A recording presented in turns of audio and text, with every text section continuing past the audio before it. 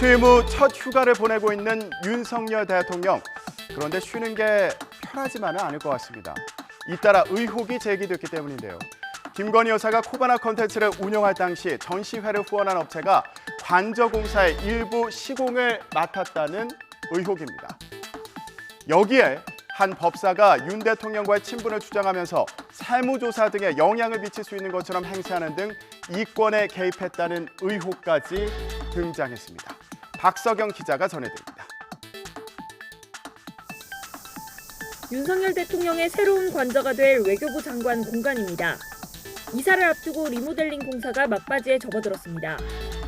그런데 수의 계약으로 이 공사를 맡은 업체가 김건희 여사의 코바나 컨텐츠와 연관돼 있다는 보도가 나왔습니다. 과거 코바나 컨텐츠 전시의 후원 명단에 이름을 올린 곳이기 때문입니다.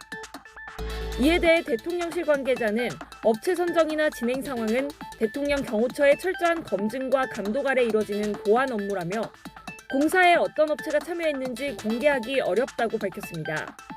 다만 보도에 언급된 업체는 과거 전시회 당시 대금을 받고 인테리어를 맡은 곳인데 감사의 뜻에서 후원사로 이름을 올린 것이라고 해명했습니다. 야당은 곧바로 과거 어떤 정부에서도 들어본 바 없는 권력 사유화라고 맹공하며 진상조사를 요구했습니다. 권력 사유화의 전형입니다. 비리와 부정부패의 냄새가 피어나고 있습니다. 대부분 비공개 깜깜이 계약으로 진행되고 있는 대통령실 이전 공사와 관련된 의혹에 대해 진상을 철저히 밝혀야 합니다. 이런 가운데 한 법사가 윤 대통령과의 친분을 주장하며 세무조사 무마 등 이권에 개입했다는 의혹도 불거졌습니다. 대통령실은 아직 구체적 조사가 이뤄진 건 아니지만 필요하면 공직기강 비서관실 등에서 조사를 진행할 수 있다는 입장입니다. 대통령실 관계자는 특정 사안과는 별개로 주요 인물과의 관계를 빌미 삼아 이권에 개입하는 행위를 확인하고 좋지 않은 건 당연한 일이라고 설명했습니다. 또 다른 관계자는 관련해 풍문은 들렸지만 출처가 미상이고 내용이 추상적이라 조사에 착수하지는 않은 것으로 안다고 전했습니다. 최근 초등학교 입학 연령을 만 5세로 낮추는 문제를 두고도 여론이 들끓고 있죠. 교육 또 보육계 단체가 거리로 나와서 개편안 철회를 요구했습니다. 주의 집중 시간이 10분 남짓인 유아에게는 무리다. 그리고 방과 후 돌봄 교실을 이용하지 못하는 가정은 사교육으로 몰릴 수밖에 없다면서 목소리를 높였습니다. 지난달 30일부터 받기 시작한 반대 서명에는 사흘 만에 20만 명 이상이 참여했는데요. 이런 반발 속에 대통령실이 수습에 나섰습니다. 윤 대통령은 공론화 과정을 거치라고 주문한 것으로 정해진 답은 없다. 또 아무리 좋은 개혁 정책도 국민의 뜻을 거스를 수는 없을 거라고 말했습니다. 조은지 기자가 전해드립니다. 처음 취재 진압에 선 안상훈 사회수석은 교육의 돌봄까지 통합해 아이를 안전하게 성장시키고 부모 부담도 줄이자는 게 출발이었다며 학제 개편에 여러 장점이 있지만 그 자체가 목표는 아니라고 수위를 낮췄습니다. 만 5살 입학은 법을 고쳐야 가능한 만큼 교육부가 각계 여론을 널리 듣고 국민이 원하는 걸 파악하라는 게 윤석열 대통령의 뜻이라고 설명했습니다. 교육부가 신속하게 이에 관한 공론화를 추진하고 종국적으로는 국회에서 초당적 논의가 가능하도록 촉진자 역할을 해달라는 것이 교육부 업무보고에서의 대통령 지시사항이었습니다. 만약 국민 반대가 많으면 백지화할 가능성도 있느냐는 물음에 안 수석은 아무리 좋은 개혁도 국민 뜻을 거스를 수는 없다면서 머리를 맞대고 득실을 따져보자는 거라고 여지를 남겼습니다. 박순애 부총리 겸 교육부 장관은 학부모 단체와 가진 간담회에서 국민이 만약에 정말로 아니라고 한다면 정책은 폐기될 수 있다고 말했습니다. 여론 반발 속에 속도 조절에 나선 모습이지만 발표 먼저 하고 여론은 뒤에 듣는 거 아니냐는 반발은 계속될 것으로 보입니다. 이런 가운데 국민의힘은 비대위로 전환하기 위한 절차에 속도를 내고 있습니다. 상임 전국위와 전국위를 거쳐서 최종 결론을 내게 될 텐데요. 지금 상황을 비상 상황으로 볼 건지 권성동 직무대행이 비대위원장을 임명할 수 있도록 당원을 바꿀지 등을 정해야 합니다. 비대위원장은 누가 맡을지 또 반발은 어떻게 잠재울지도 문제입니다. 엄윤주, 김태민 기자가 전해드립니다. 당 전반을 쇄신할 파격적인 외부 인물보다는 우선 당내 중진 가운데 한 명이 비대위원장을 맡을 방안이 유력하게 떠오르고 있습니다. 의원들의 의견을 수렴해서 추천하도록 하겠습니다. 이제 시작 단계이기 때문에 방법의 의견을 듣고 있습니다. 아직 추려진 후보는 없습니다. 비대위원장 후보군으로는 정진석 국회부의장과 주호영, 정우택, 조경태 의원 등의 이름이 거론됩니다.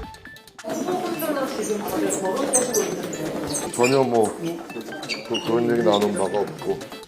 이 남국을 타개하기 직접 나서시는 의향은 전혀 없으신지 나도 의견은 많이 내고 있어요. 당장 이준석 대표 측 의원과 최고위원들은 강하게 반발했습니다. 허은하 수석 대변인은 절차적 정당성을 잃었다고 비판했고 김용태 최고위원은 아예 위장 사퇴쇼로 규정했습니다. 이거는 코미디 아니겠습니까? 민영배 의원의 꼼수 탈당을 굉장히 강하게 비판했었는데 민주주의의 원칙을 훼손한 거라고 강하게 비판했었는데 저희 최고위원분들께서 같은 행동들을 하고 계시니까 이준석 대표도 배현진 의원을 겨냥해 권력을 향한 탐욕에 끝이 없다고 가세했습니다. 비대위가 전환되면 다시 당대표로 돌아올 수 없게 되는 이준석 대표가 법적 대응에 나서고 법원이 이 대표의 손을 들어준다면 당이 더 큰 혼란에 빠질 거란 전망도 나왔습니다. 홍준표 대구시장은 이 대표의 주장이 법원에서 받아들여질 가능성이 크다며 무리한 바보짓을 했다고 쓴소리를 쏟아냈습니다. 남은 절차도 만만치 않습니다. 당을 비상 상황으로 볼 수 있는지에 대한 해석이 여전히 분분한 데다 비대위원장을 임명하려면 당원 당규까지 개정해야 하기 때문입니다. 전국위의장인 서병수 의원조차 어떤 상황도 배제할 수 없다고 밝혔을 정도입니다. 상임전국위원들이 모여가지고 토론을 통해가지고 의사를 결집을 해야 되는 그런 상황입니다. 그래서 어떤 상황도 배제할 수 없다고 저는 생각을 합니다. 일단 비대위 체제 전환이 확정된다고 해도 국민의힘의 혼란은 당분간 계속될 걸로 보이죠. 민주당에서는 본선에 오른 당대표 후보들의 첫 TV 토론이 있었습니다. 최근 이재명 의원의 발언은 물론이고요. 그리고 인천 개항을 셀프 공천 논란 등 이 의원을 향한 97세대 후보들의 공세가 이어졌습니다. 이경국 기자가 전해드립니다.